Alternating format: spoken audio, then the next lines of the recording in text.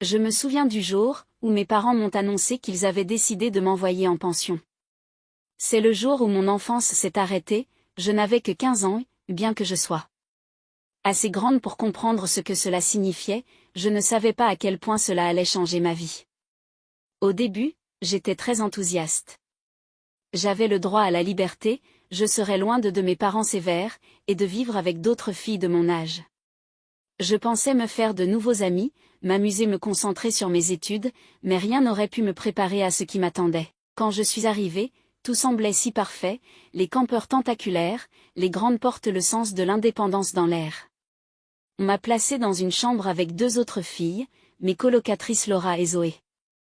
Toutes 2 étaient plus âgées, confiantes et populaires sans effort, elles semblaient être le genre de filles qui savaient toujours ce qui se passait.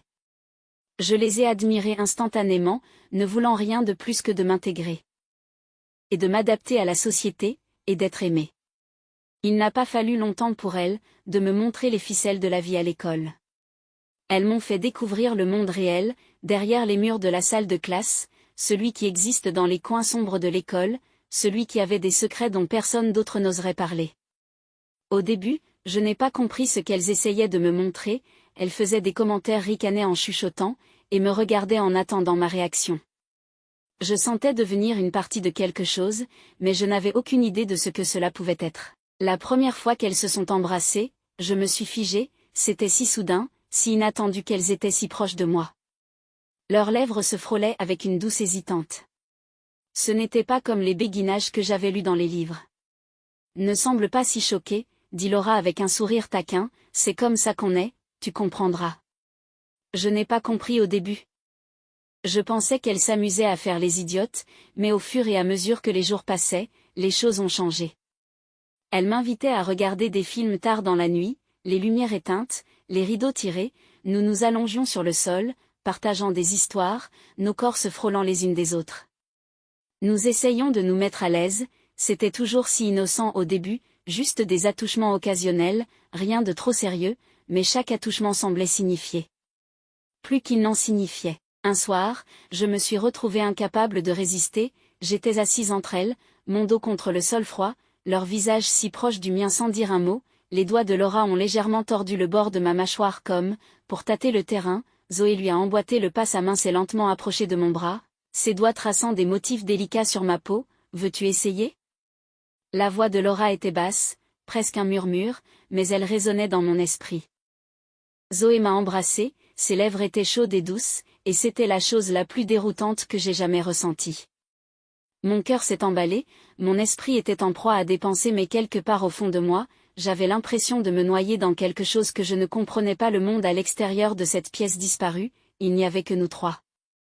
Enveloppés dans cette bulle secrète, et je ne savais pas comment m'en échapper, m'arrêter, m'éloigner, mais je ne l'ai pas fait, je ne savais pas comment, je ne voulais pas le faire. Les semaines suivantes, je me suis empêtrée dans leur monde, je restais debout tard avec elles, à parler de nos sentiments, des choses que nous voulions, et de nos corps.